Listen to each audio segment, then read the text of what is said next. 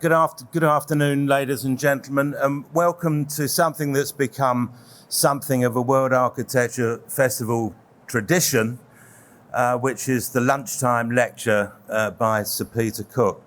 I'm going to hand over to Katrine Forster from our great partners, ABB, who's actually just going to say a few words about Peter.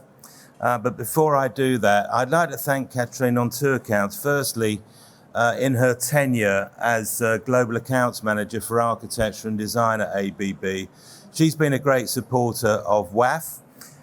This year, she commissioned Sir Peter and his practice chap to design the speaker and judges lounges. If you're not a speaker and judge, unfortunately you can't go inside it, but you can certainly look at it. It's right next door.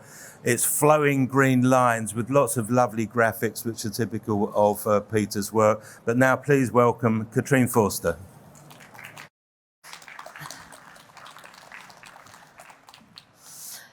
Hello everyone. Thank you, Paul. I'm Katrine Forster from ABB, a company that helps you significantly improve your building's ecological and economic performance. But this is not what I'm going to talk about now. I'll make it short. Just about everyone in this room knows Sir Peter Cook. And many of us will remember how we met Peter for the first time. I met Peter at the World Architecture Festival 9 years ago in Singapore. As I just started my career as ABB's Global Key Account Manager for Architects, it was my first time at WAF, and I remember walking into the huge ballroom of the Marina Bay Sands Hotel to join the WAF gala, and I literally didn't know anyone. But there he was, a gentleman sitting at a table with short gray hair, blue glasses, a bright, colorful shirt, and a black velvet dinner jacket. I thought, peculiar, interesting, but in a positive sense. So I walked up to him and asked if I may sit down. And very kindly, Peter invited me to sit down. And I did not know who he was at that time, but I noticed that people walked up with extreme respect and wanted to have photos taken with him. And then designer Matteo Toon strolled past, looked at me, looked at Peter, looked at me again, and asked Peter if he would be all right. Well, Sir Peter was all right, and we spent a fun and enjoyable dinner that evening and never lost contact since then. So it is, let me share my immense joy and delight with you that I can tell you that ABB has supported Sir Peter in realizing his latest brilliant book about 7 decades of his life of work. The book is called Speculations, or It Could Be Built. Peter.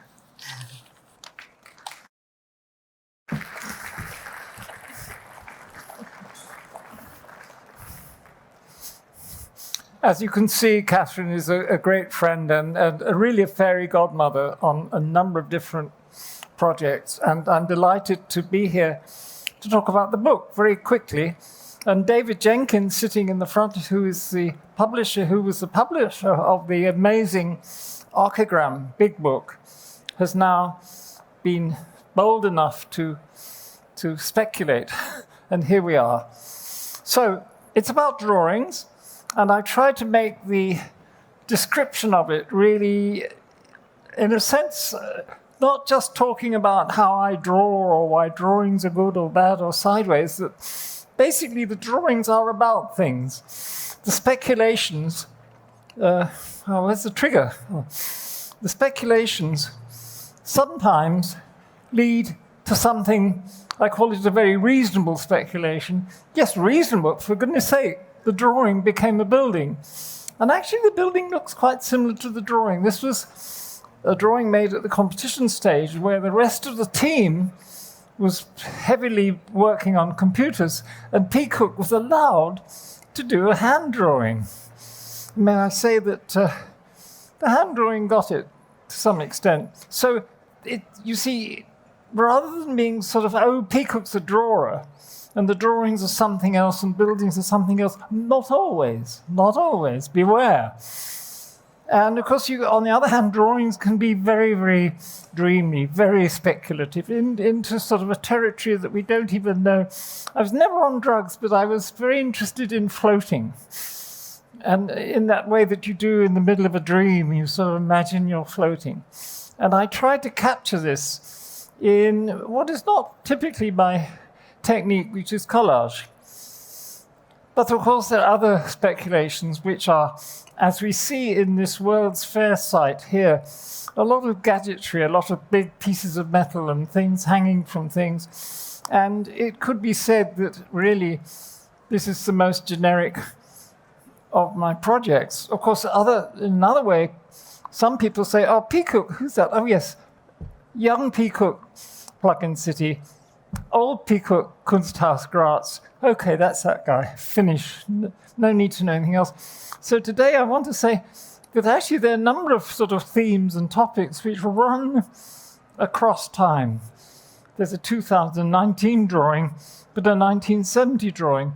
Perhaps different, but really the preoccupation is with that thing that was very much in my time of running the Bartlett, a word that we used and overused, which is the device, the gadget, the piece that does something, the pieces that do something together, even on the right-hand side, in the way of being kind of parasites to a pre-existing town, or in the drawing on the left, a conglomeration of devices coming together as a building.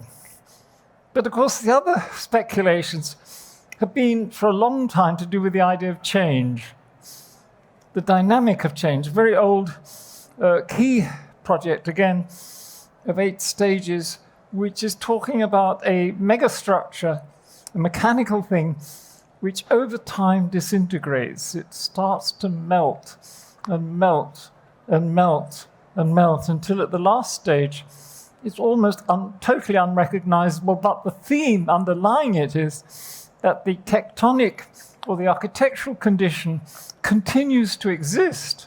It is the morphology that has changed. But other dynamics are to do with places that I really, my favorite places. One of them is Kurfürstendamm in Berlin, and a very complex project was about doing something at the end, the western end of the Kurdamm, which just sort of, it starts off as a wonderful, heroic, glamorous street.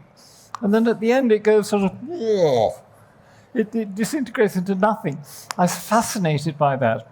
And I wanted to inhabit it. It's a quite complicated game story, but in essence, I wanted to inhabit it. I wanted to inhabit it with things that would change. So the drawing on the left is the early stages of the same piece, which is depicted in the drawing on the right. You have to use a certain amount of imagination. And now I guess we'd use a fly-through or something, but where you imagine the elements which you can still trace from the left-hand drawing to the right. But of course, the joke part of it is that the cactus, which is seen in the distance, the cactus takes over the architecture. And there are other parts of the same scheme which are maybe a little bit more straightforward.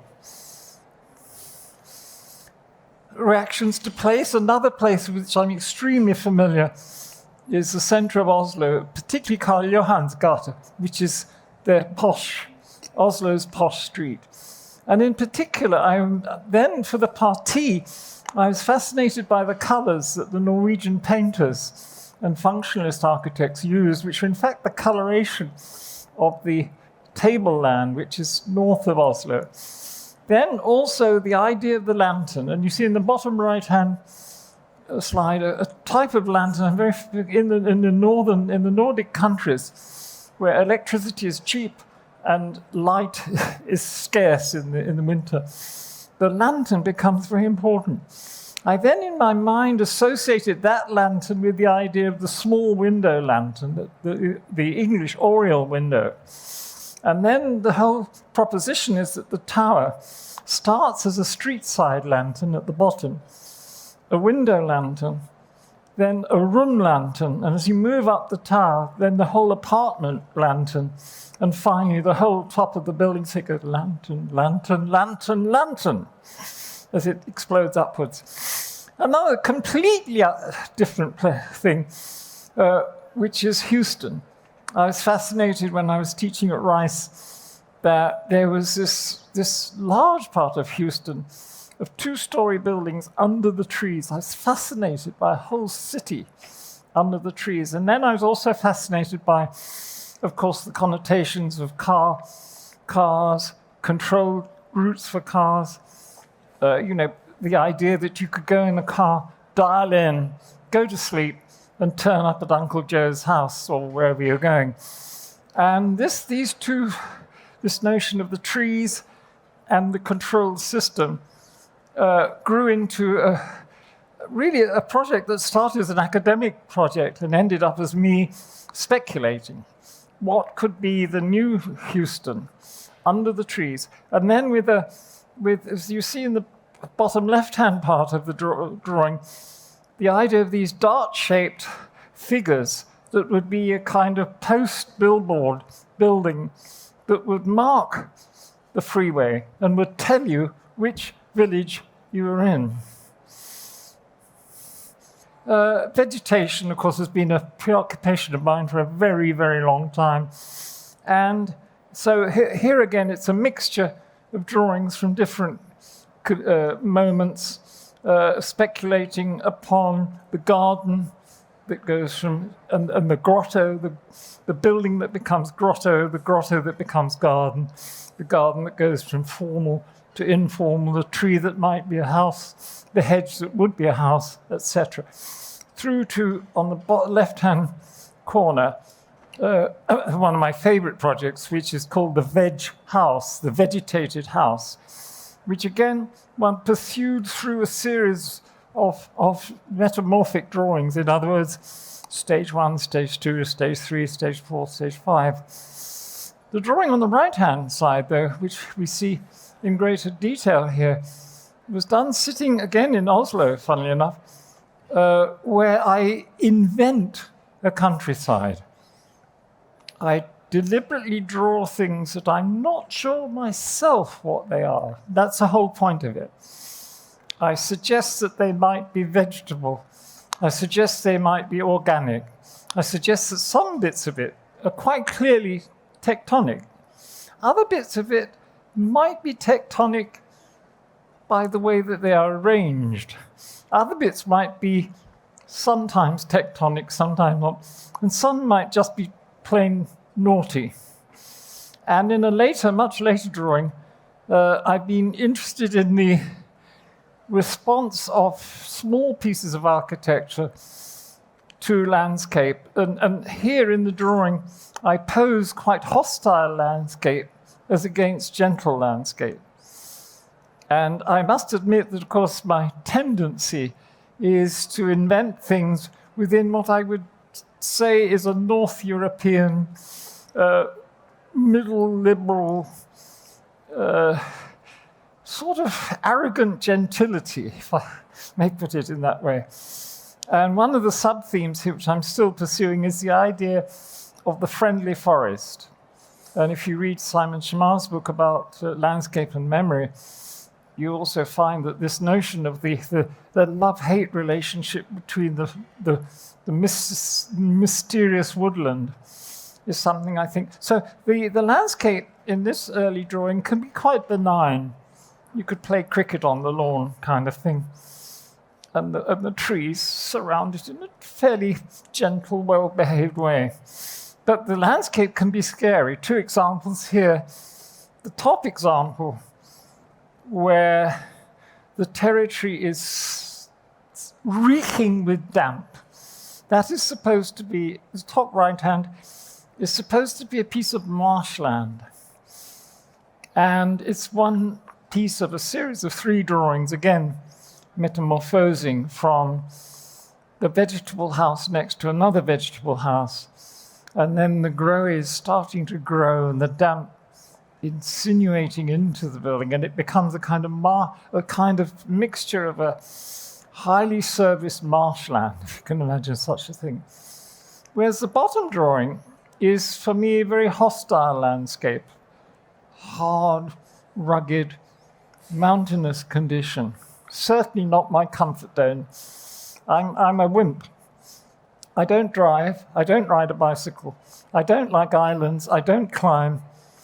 I'm scared of deserts, and I get agoraphobia. But I'm here to tell the tale, meaning that what you do in these speculations sometimes is to design something which you would find agreeable, even if it's a bit spooky and a bit unknown. Now here, on the other hand, for various reasons, I was confronted with what is for me a very hostile territory. And then I insert little pieces of agreeableness into it, which is a funny game. So, as I've said before, sometimes the speculations can be invented versions of the comfort zone. And since I'm a North European who likes rivers, I enjoy speculating around the notion. Rivers are not the most exciting of my drawings, but one that tells a sort of tale, which is actually thinking of things that could sit in the water. And I come from seaside towns that have piers in them. And as Rainer Banham would have said, that the seaside pier is, after all, the originator of the notion of the megastructure. But I digress. And so this drawing on the left, which my wife says should be made into a carpet, and I think she means that quite positively, by the way. So if there's a carpet manufacturer out there, not somebody who just makes tiles or switches, but if there's somebody who makes carpets, we're very interested in making this into a carpet. I digress again. This started as a scribble roughly about there, I think. And then it just it just grew. I just sort of drew a bit to the right, a bit more to the left, and then a bit more at the top, and then I made another island, drew a bit more there. And I have the feeling that this, I would say, not only is it enjoyable to do, and might make a good carpet, but the little bits that you try out, you subsequently can put in your back pocket and dig them out when there's something a bit more likely to be built. This is my contention. But, as with the book cover, speculations can run from scary to wild, and I love the wild. You need the wild and the scary in order to re-examine the circumspect. And my goodness, when I listen into many of the presentations today through the door, everybody's being very good. Everybody's concerned with sustainability and gender and good materials and localness. It's all lovely. But it can get fucking boring sometimes. So as a student, what's interesting in the book, for the first time, I don't think I was a particularly exceptional student at the AA. I got through quite well, but what the hell? But as a student, I would oscillate from sort of expressionist sketches there to, let's face it, quite circumspect architecture. Interesting to have it in the book. Not enough to make the book boring, but it's there. And I would say that wild is fun. The right-hand one was done for a funny edition of a magazine some years ago. It's done in about an hour. It's the least thought about drawing I've ever done. Just got the old fountain pen out, drew the bugger, coloured it up, got it off to the publisher because they wanted it by Monday. And there you go. But then sometimes wild can be a series of slightly more considered, simply speculations. They don't really... I like to think that many of the things that I do in elevation do have a thought about three-dimensional implication. I can sit down and draw you a plan if you want me to, or maybe even the plan has been drawn. Here there was no plan. They They're almost just layers. They're almost just filmic pieces, which they have their sort of slightly Oscar Schlemmer type moments and slightly their old sort of plug-in moments, and others plenty of favoured pieces. And of course the tower.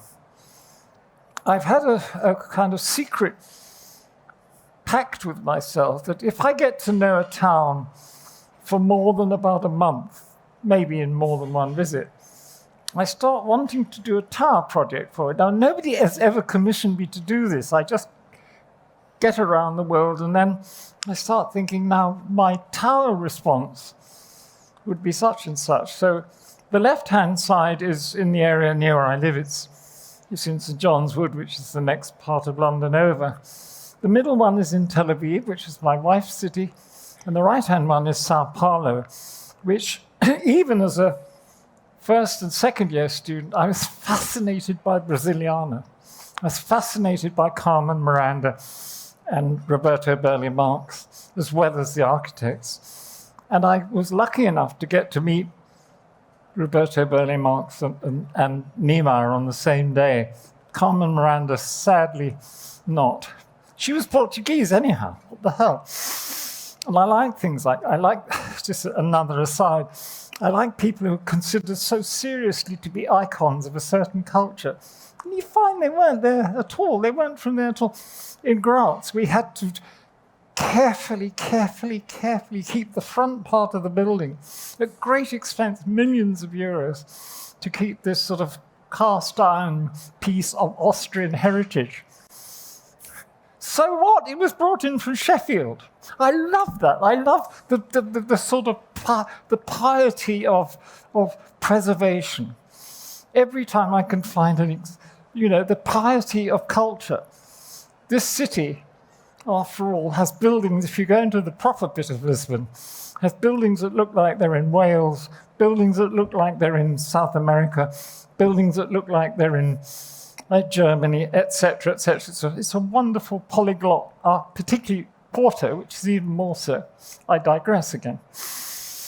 And so there is the romantic dream of the street corner in this project done for a town near Madrid.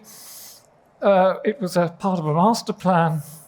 The mayor got kicked out and we never did the master plan, but we did the drawings. And here one's interested in the old idea of the little town being a place where people would hang out, where there'd be a certain kind of low-key flannerism, if you like. And I remember it from my own provincial background, that guys would sit on this fence and sort of whistle at the girls and smoke, and all the things that we're not allowed to do now. But people did go to that town. Problem with this town is 20 minutes from the centre of Madrid. You get on the train, hang out till 4 o'clock in the morning. So perhaps this is a romantic idea of bringing back liveliness to the small town. So what I'm saying, many of these things have other conversations lying behind whether the drawing is pretty or not pretty. Oh, yeah. So sometimes, when allowed to build, I like to keep it cheerful too. I like to think that there are certain devices in these buildings that were part of that back pocket from which one took from the freer drawings and was sometimes able to put into practice. As next door in the ABB lounge. So some of the things I realized through all this work are preoccupations or manifestations. The stripe and the wrap and the streak and the twist and the layering. You can layer it, you can weave it. You can also return to an issue which interests me a lot, which is the avoidance of full frontality. Many buildings, and many architectural drawings for that matter, throw it to you in your face. There it is, that's what it is, okay. Oh, I like a certain degree of ambiguity. Say, is it that, or might it be this? as with the vegetation drawing. But here, we're once saying there is a successor of the old 60s, 70s capsule, but it's a layered capsule. It might not be as dogmatic as the capsule, but it owes something to what I would call capsule organizational thinking. I could give a lecture about that, but I'm not. And the megastructure is still there, but not insistently. It's there because something's got to keep the top on. It's a bit low-key, but you know what I mean.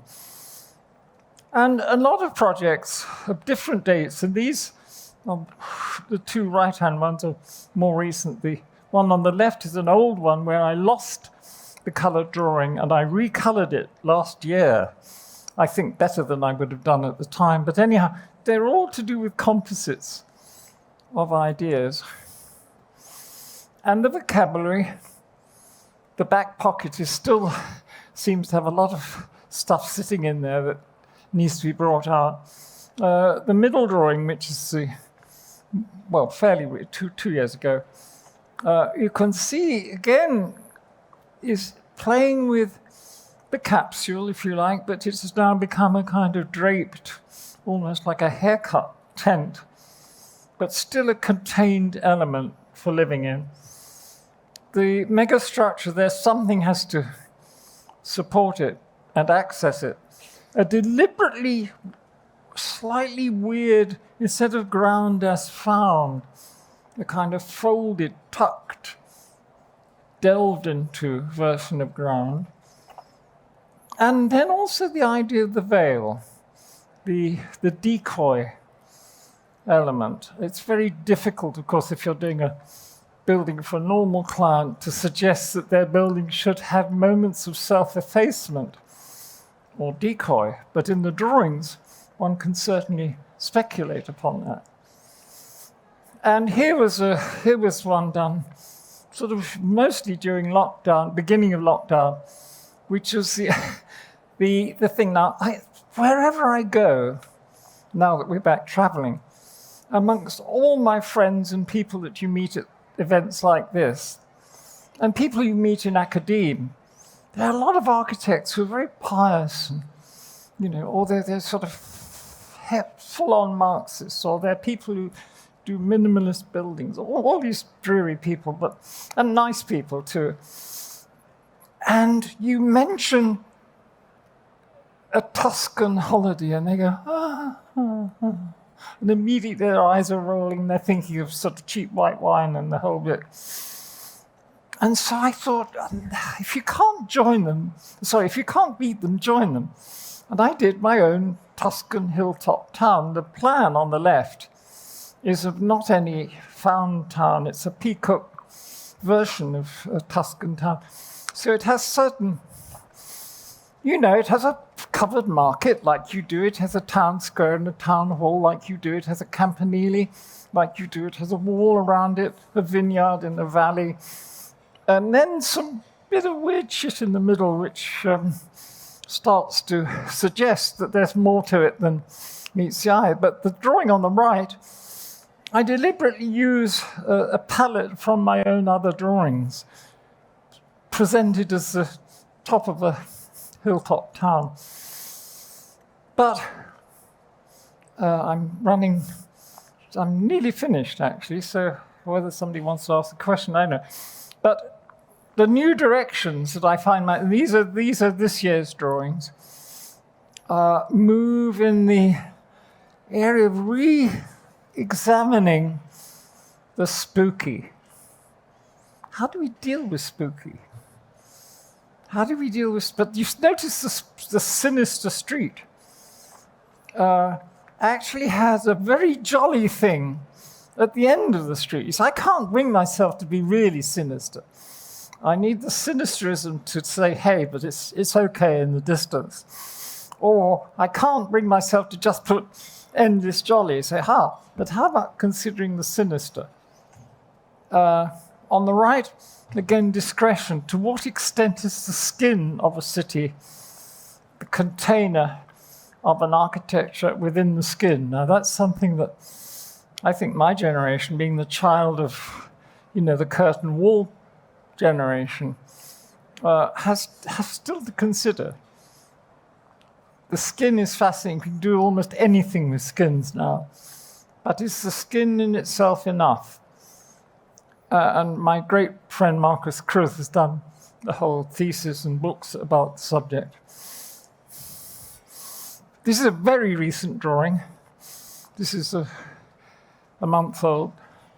And it's looking at the busy. I very rarely have drawn so many people in a drawing. And I'm not really very good at drawing people, so I make them into, black and red things that you recognize as people. That's, I suppose, a very non-architectural way of looking at it. I have some hanging vegetation. I have some mysterious feeding things and a decoy. This is clearly a piece of architecture. It's probably a piece of a moving system or running. But the proposition is a grand hall. In fact, the drawing started as being the proposition of a grand hall, and then just through my own instincts, I couldn't leave it at that. I couldn't make it go up to a flat ceiling. It had to start to explode and turn possibly into something else. And then even you see some old favorites. There is the flower-like capsule creeping in again. So, of course, in recent drawings, one is reusing some already known friends, but you try and turn them on their head. Because a lot of the time, I'm working on projects that may get built. You see, this is not all I do. And sometimes there's a sort of folding in of the one to the other. And there's next door.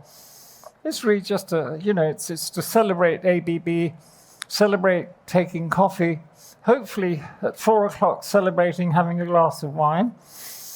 And on the right-hand side, I thought, okay, this is all prepared stuff, but that's on my board at the moment. It's only a third of the drawing. It's not finished. There'll be more stuff. That's what's in my head as of last Friday. Thank you. Yes. This is what we're also working on. It's we're doing something in the Beijing Biennale. Of course, we won't be able to go there, but what we have done is to fragment, and in fact, my Song is working on it in the front row there. She did most of this cutting, which is where we take the drawings and make them into a place. And we're now talking about doing more such things, of taking some hybrid between the back pocket drawing and then the thing you're actually sitting in. So that's where we are as of today, 1st of December. Thank you. Okay.